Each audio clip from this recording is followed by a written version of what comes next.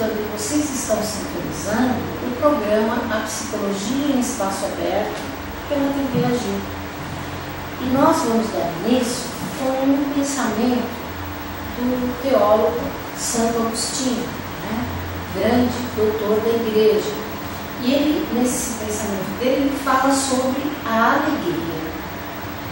Então ele diz o seguinte: a busca de Deus é a busca da alegria. O encontro com Deus é a própria alegria. Muito bonito, né? Santo Agostinho definiu bem sobre a alegria. Então nós vamos dar início ao nosso programa, continuando a responder algumas questões que estão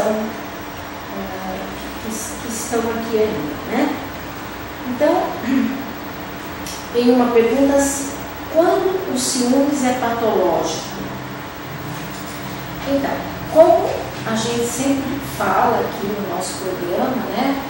O ciúmes é uma grande, assim, atormenta muito as pessoas, quando as pessoas pensam que vão perder seu objeto amado, seu ser amado. Então, esses pensamentos que vão dar origem a muitas inseguranças, muitas ansiedades, né? Então, esses pensamentos que às vezes até vão crescer muito dentro da pessoa e formar dentro dela um certo receio, uma certa tortura, né? Então, por quê? Porque a pessoa ela vai alimentando dentro dela uma coisa que não é uma realidade, é apenas uma suposição. Suposição do quê?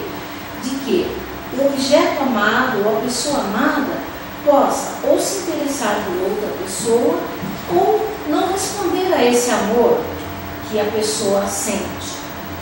Isso é muito comum nas crianças pequenas, que às vezes assim elas veem os seus pais, de quem elas têm todo o amor, né, dividindo essa atenção com outra criança, ou às vezes tem crianças até que elas sentem ciúmes do próprio amor que a mãe tem pelo pai ou pelo pai que o pai tem pela mãe.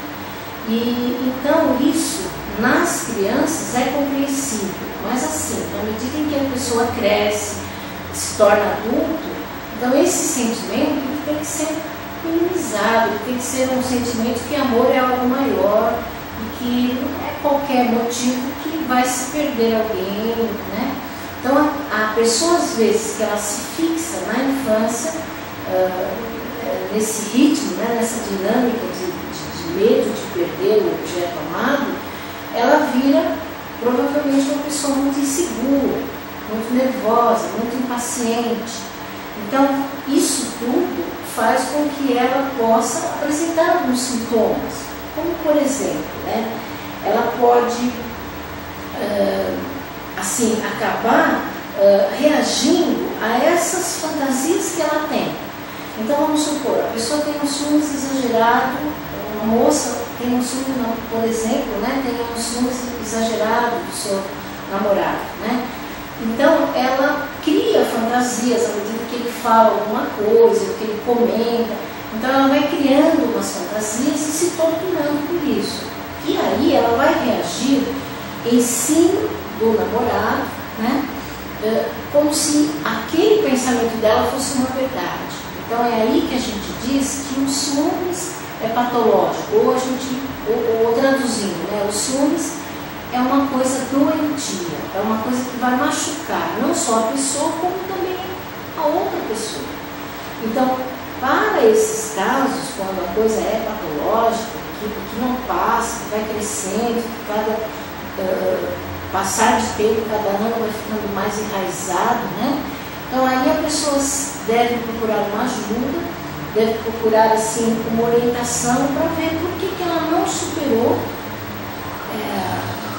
na relação dela essa coisa dos ciúmes. Então o ciúmes ele só é patológico quando ele faz sofrer por demasia, não só a pessoa, mas também o outro que interessa na relação. Certo? Passemos para uma segunda questão. A pessoa escreve e diz o seguinte: Estou com 26 anos, trabalho demais para construir meu futuro e também estudo bastante. Notei que de uns 3 anos para cá, tornei-me uma pessoa irritada, nervosa e insuportável. Perdi alguns relacionamentos e meus familiares parecem que agem comigo pisando em ovos. Não gosto de ser assim, mas não consigo mudar.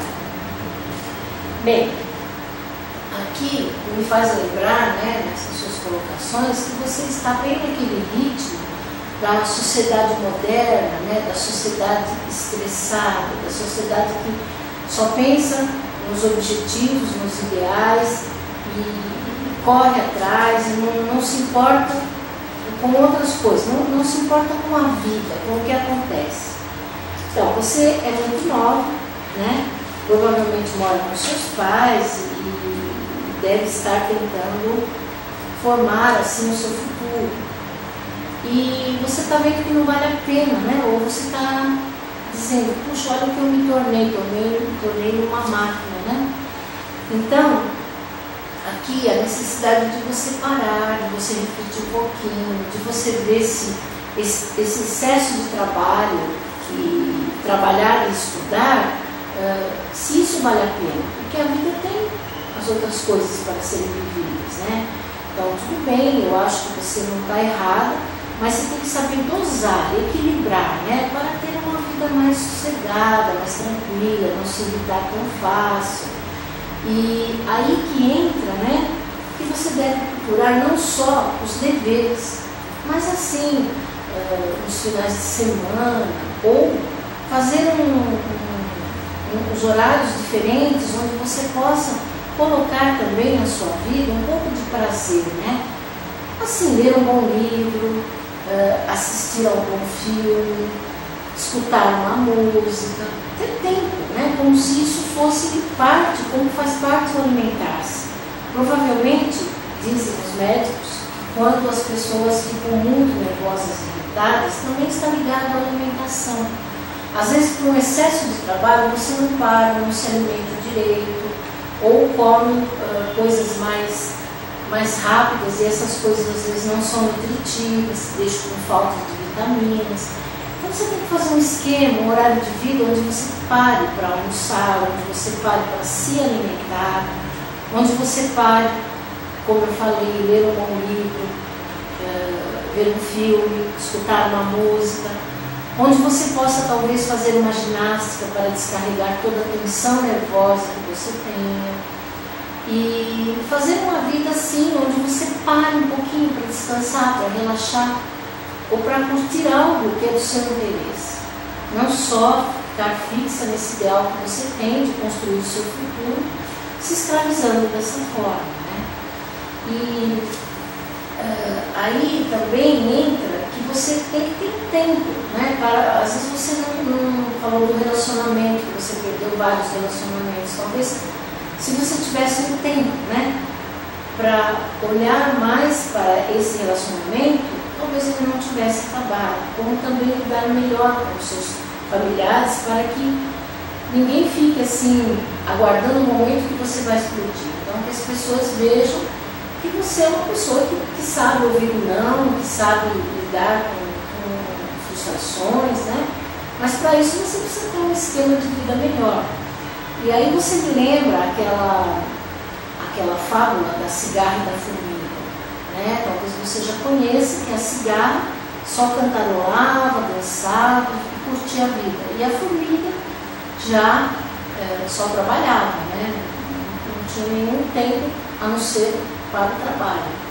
E a gente, dentro da gente, tem, né, um lado cigarro e o outro formiga. Não se pode ficar só de um lado.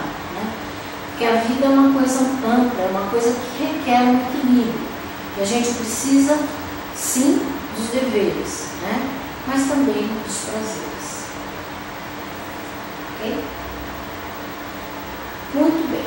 Aqui tem mais uma questão. Qual a diferença entre teste vocacional e orientação vocacional? Bom, na verdade, a orientação vocacional, né, é o que? É uma ajuda que os jovens, na idade de escolha de sua profissão, eles vêm pedir ao profissional, geralmente ao psicólogo, né, que faça com ele uma orientação vocacional. E nessa orientação vocacional, muitas vezes, conforme a linha que o psicólogo segue, ele pode usar um instrumento que se chama o teste vocacional, que não é um só, são vários, tem vários autores. Né? Então, muitas vezes, para ajudar seu cliente na orientação vocacional, o psicólogo ele se utiliza do instrumento teste vocacional.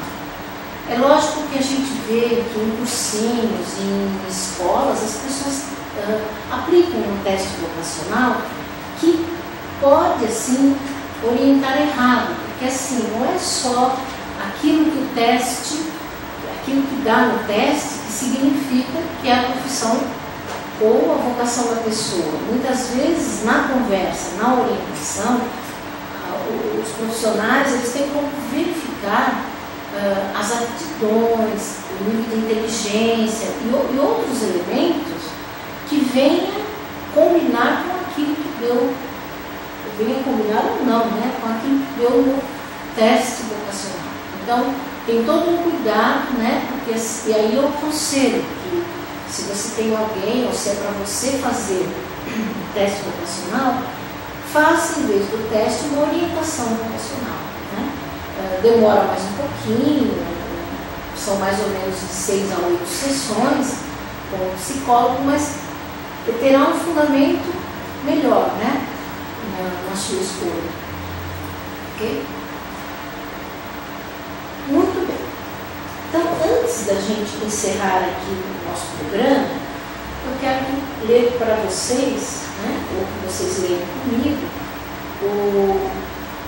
do capítulo 4 do Eclesiástico, o versículo 12, que nos diz: a sabedoria instrui seus filhos, toma-os debaixo de sua proteção, aqueles que os buscam, e irá adiante no caminho da justiça. Ok?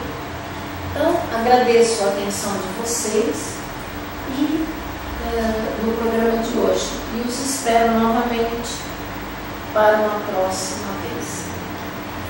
Fiquem bem.